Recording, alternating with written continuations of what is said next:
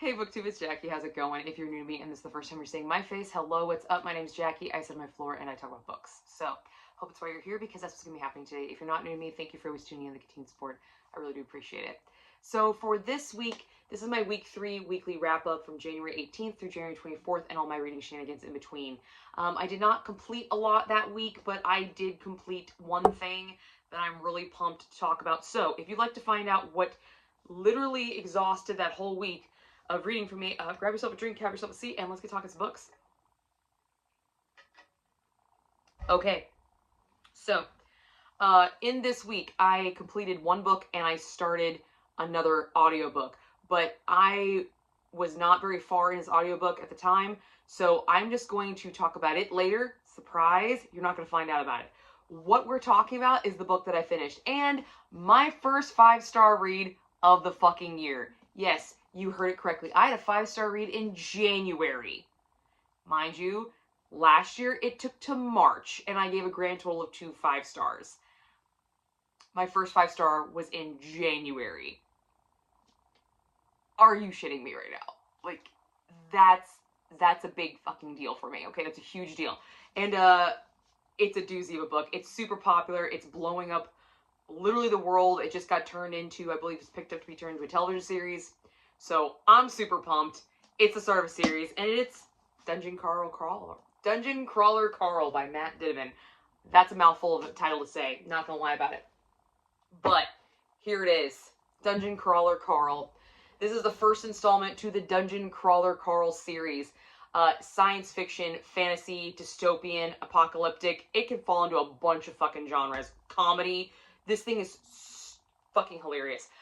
Graphic language out the ass, gore out the ass, and apocalyptic references are our main 3 that I might want to actually reference to you guys that you might have an issue with.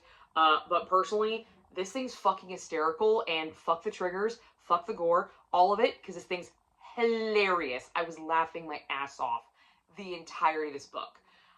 Before I get into what worked, what didn't work, and the summary, I gotta tell you, there were multiple times in this book that I had to stop reading and I would reread passages out loud to my child because the humor is dry, it's sarcastic, it's dark, it's hilarious, the delivery is fantastic, and I read this. I didn't even listen to this on audio.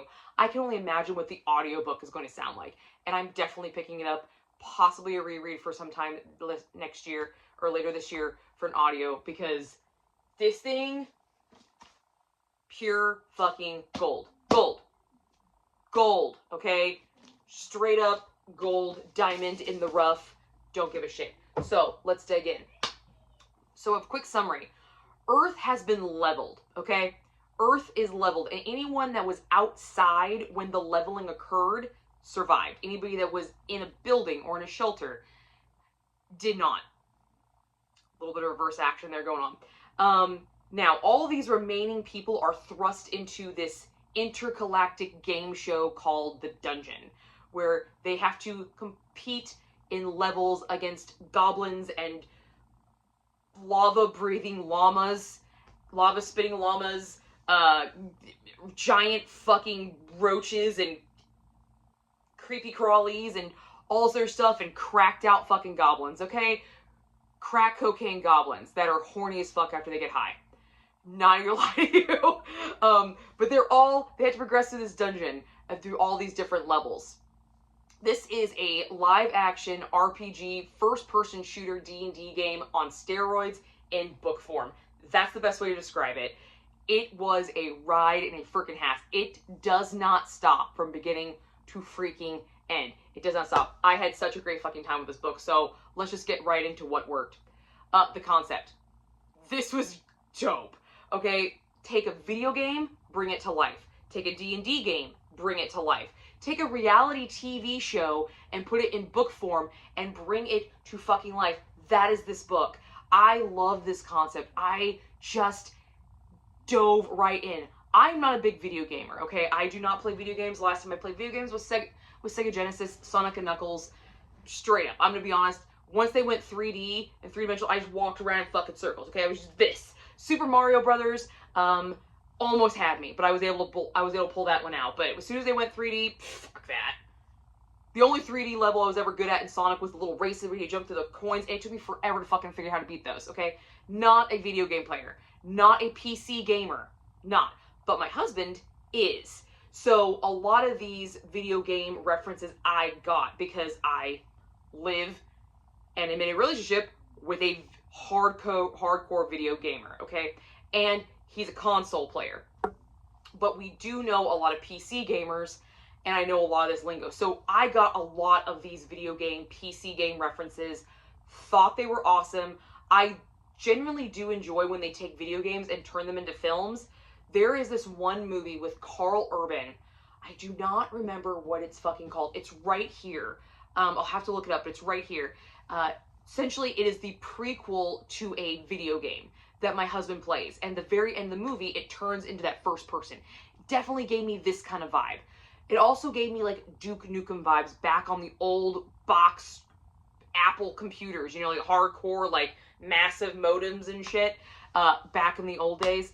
Yeah, I'm dating myself on that one hardcore, but I loved Duke Nukem. It was probably the only computer game I actually ever played, because that thing was awesome. He was a little two-dimensional guy that just jumped and had to get these keys and these little fucking goblins, but he was just a sarcastic asshole in the little blurby talky things. Loved it. Gave me all of these vibes. All of the D&D vibes. I do not regularly play D&D, but I have played it a few times. Again, I am married to a D&D player, okay? He has a regular game with his friends. He has been a dungeon master. He has done all that. I know the concept, the dice, the XP points, the increase, the decrease, roll for initiative, all this shit. I get it, okay? I understood all this. Actually, as a wedding present to our D&D group, or to his D&D group, we left specialty D&D plus counters that they could use a one-time only in their next game. That was actually one of their wedding gifts from us. So I thought that was actually kind of like, that was his idea. It was actually kind of cool. But I got all those references. Loved it. Loved it. Super immersive. I love the fact that it felt like I was actually watching this on TV in my head, but I was reading the book. And I just thought it was great because I really got to know the characters.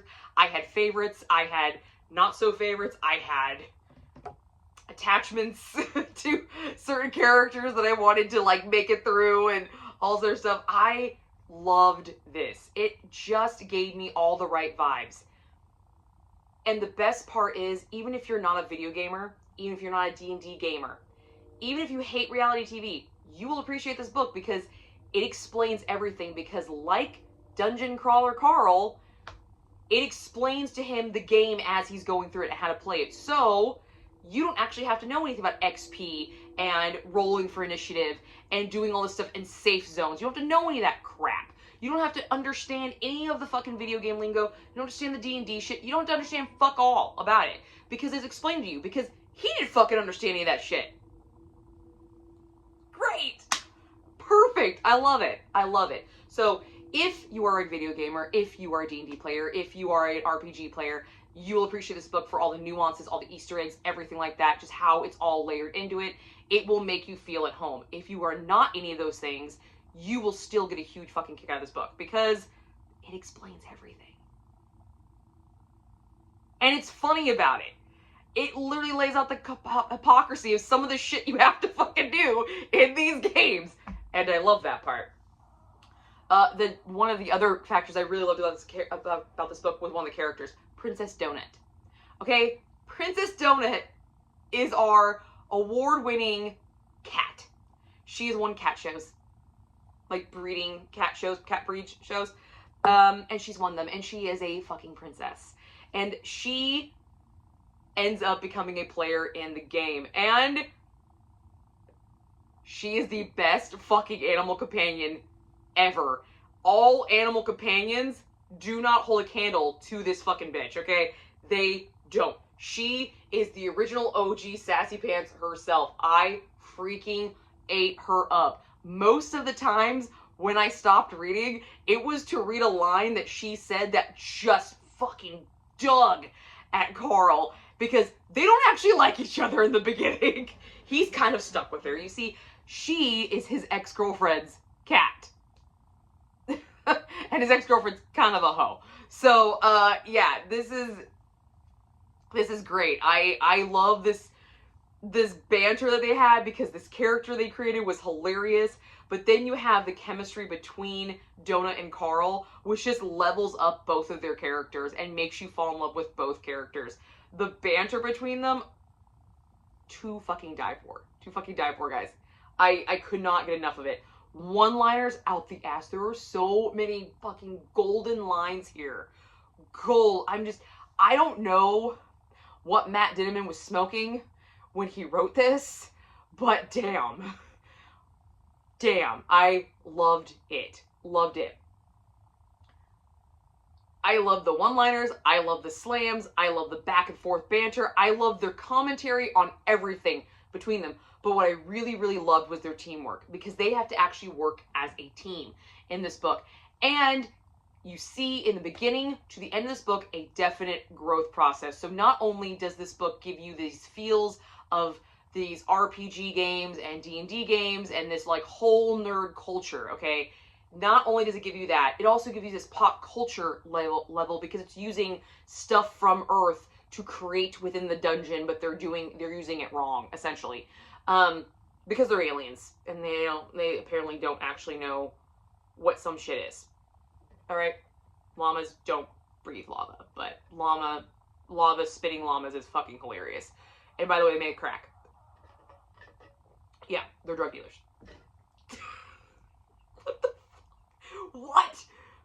What? Okay, cool. Cool. But you have to see them go against all these different enemies, and you see a definite growth, how they start to learn on each other and grow with each other and start to work with each other. So when you have all this commentary and banter and, you know, dislike, it's almost like an grumpy sunshine trope without the actual romance, but it's got that same kind of feel. So even romance lovers, you're gonna appreciate some of the nuances in this book, especially with this pair. But that teamwork towards the end, where they actually start relying on each other to like attack others and use, because Donut has more power, but Carl's bigger, and all these different like these fight scenes they get into, and just how it goes about it just warms your heart, okay? It kind of does in a very dark, twisty way, and I love it. I loved it. I love the teamwork in this book. I thought it was great. Another really cool thing that Dinniman did was the creative creature combos. Like I said, he's taking elements of Earth and throwing them into this dungeon after aliens, like, mutating them and using them. There is this, like, octopus thing. It's a boss level that they have to beat. And this is octopus thing, but they call it a Karen. It's like Kraken and Karen thrown together. So it looks like a Kraken, but it's a fucking Karen.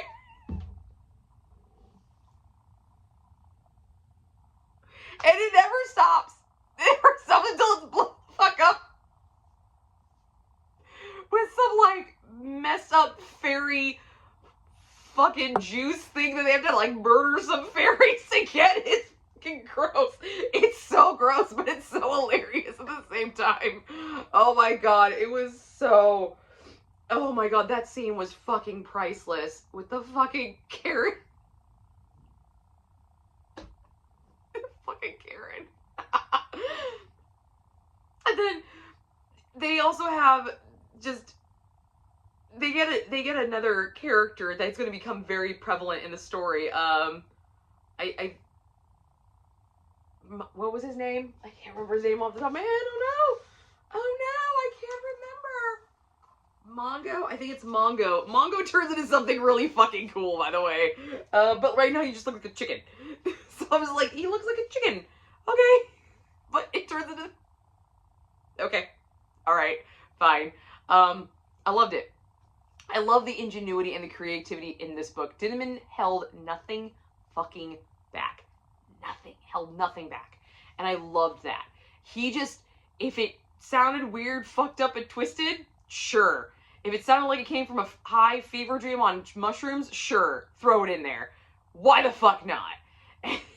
If it's really weird and creepy in the dark side of the web with, you know, those foot fetish stuff, throw it fucking in there. Hell yeah. Let Carl have a daddy because of his feet. It's fine. It's fine. I'm telling you, this book is just, it is so off the wall, so insanely action-packed, so dry in its humor, but yet it's so fluid and natural feeling. It's just an experience. You have to read this book. This thing is fucking priceless, and I loved it. It was the funniest book I have read in a really, really, really fucking long time. I tell my husband to read a lot of books. I have never told my husband, like, seriously, you need to, like, stop. Just shut up and read the fucking book. Like, I suggest books. And he's like, but I'm already reading. I don't care what you're fucking reading. This is better. I don't care. Whatever you're fucking reading, this is better. Unless you're reading the next book in this series, you're not reading anything better than this. I promise you that. I promise. Because not only does it have all of this great banter and commentary on really bullshit society kind of stuff, but its delivery is just spot on. It is a breath of fresh air in a fucking dungeon, and it's fantastic. And I loved every fucking second of this book. I loved it. I could not tell you what didn't work. I'm sure if I really wanted to, I could rip this thing to shreds, but I don't want to. This thing was too fucking funny, and it made me laugh too hard, and laughing is one of my favorite things in the world to do, because there's not enough laughter in the world. There's not. So if I can get laughter at the sake of a Karen being turned into a fucking octopus, getting its shit rocked and blown up because it's some little mobster thing, with all these little rodents and little cockroaches being stepped on and smushed to the nth degree, but they regrow, and a fucking Persian cat with a goddamn tiara riding a fucking chicken turkey thing with Carl in his fucking heart boxers, running around like a chicken with an egg cut off, like, what the fuck, goddamn it, Donut, for saying some shit. I'm gonna have a fucking field day. This is great. This was fantastic. I had a great fucking time with this book. First 5-star. I felt like this thing was gonna be 5-star after chapter 4. I was already starting to feel it because it was already so funny. I was like, this thing is already hitting so many fucking bars up here. Like, it was just pushing the bar, boom, boom, boom. And I've got a really high 5-star bar, guys, okay? I gave 2 last year. I'm really fucking picky. For me to say something in the beginning of a book, I feel like this is going to be a 5-star just by reading it, get out. Get out. And it did not fucking disappoint me. It didn't. It did not disappoint me. Made me so fucking happy. Oh my god, I loved it. And then it's a whole fucking series. Like, there's more of these. There's more of this crazy fucking batshit stuff. And I will take it. I will take it all day long. Yes. Yes. I really wish I was not on like a book buying ban right now, because I would go buy the rest of the series today. Fucking day, okay? I want the rest of the series. Stat. I had a great fucking time with this, and I talked to my training partner, Jackie, who also read this book, and she listened to an audio. So I'm definitely gonna have to give this a try on audio, because she said it's like a whole nother layer of just fucking epic. So I'm super excited, and I really want to get into it as soon as I possibly can, but I have to get them. So I need my book buying ban to be lifted. I need to lift it so I can get the rest of these books, because these are just, it's just fucking hilarious. It's hilarious. I can't. It's just, it's fucking, it's gold, all right? It's just straight gold. Straight gold, people. 5 stars all the way. Super fucking easy. I read it super fast. It did take me a week to read it, but that's because I wasn't able to sit down and actually like read it. But I did not stop thinking about this book the entire time I was trying to get it done, because I just want to be like, I want to read my book. I want to read my book. I would reread lines, reread sections. I mean, I probably stopped every other chapter to reread an excerpt or a page. I read a whole chapter to my husband because it was fucking hilarious. Because this book is that good. I don't do that very often, okay? I don't. So, yeah, definitely, this has set the bar for the year, okay? First 5-star of the year, guys. So happy. So happy I picked it up. Great. But also, just so you know, there is no spice rating because, I mean, well, there is that fan fiction videotape of Carl and the one guy that we're alluded to. I kind of hope to see one day. I hope we do see it, but, yeah. Other than that, there's no spice rating because it's just pure comedy, dark, twisted, and hilarious. Just like I like it. So, yeah, 5 stars. Had a great fucking time with this book. Great fucking time. The next book that I started that week was Beautiful Darkness by Cami Garcia and Margaret Stoll. I am listening to this on audio. It's the second installment to the Castor Chronicles, young adult paranormal romance. And I'm having a good time with it. I'm having a time. Not as good as this guy. Not as good as this guy. But I'm having a good time with it. So I will have more to say about that soon when I finish it. But that was my week 3 in reading, guys. Nothing's gonna top it, at least right now, because this is the bar right here. This is the fucking bar. Good fucking luck to every other book I read this year. All right, that's what I got for you guys today. I will see you guys all soon with another video. Bye.